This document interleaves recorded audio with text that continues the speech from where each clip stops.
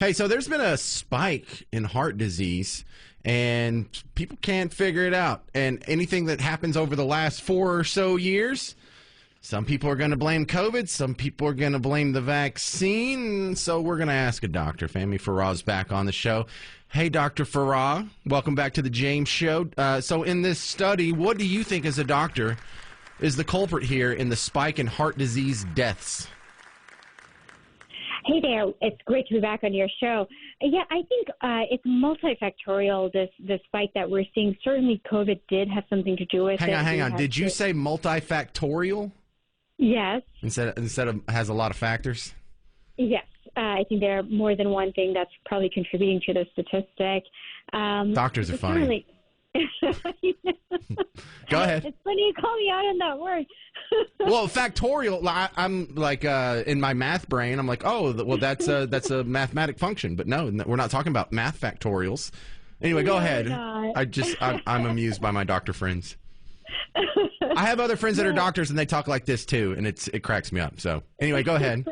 Back to science. Yes, I definitely think that COVID has something to do with it. The virus itself, we know, is linked to increasing cardiovascular disease. There was a study done that came out last year that looked at, more than 1 million patients. This was a VA study, and it showed that COVID had increased the rate of heart disease by quite a bit, and across the board, like 20 different heart conditions were looked at, and it had an increase in all of those as a result of the virus. So, yes, we do think that virus had a lot to do with it. But more than that, during the pandemic, and we just recently came out of the pandemic, a lot of habits had changed. People were not able to have access to healthy foods all that much. They were not really going out to the gym. So a lot of habits have changed. People were stuck inside. Depression, mental health took a toll on people's heart health as well.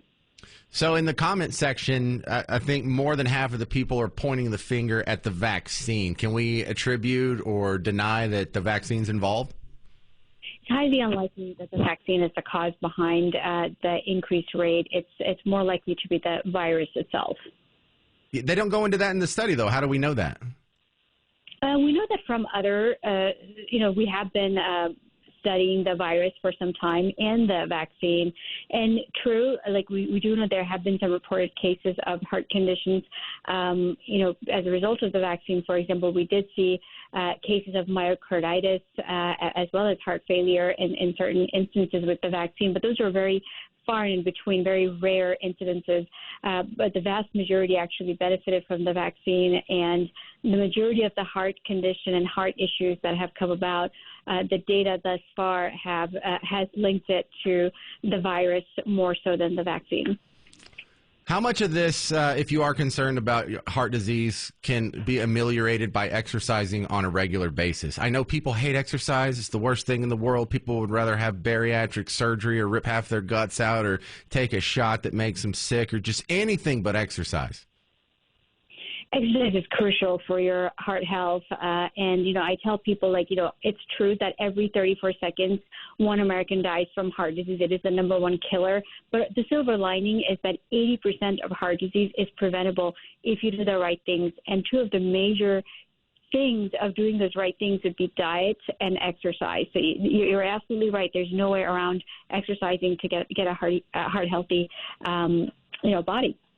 All right. Thank you very much, Dr. Fahmi Farah, interrupting heart surgery to come talk to you about the rise in heart disease. Thank you. Thank you for having me.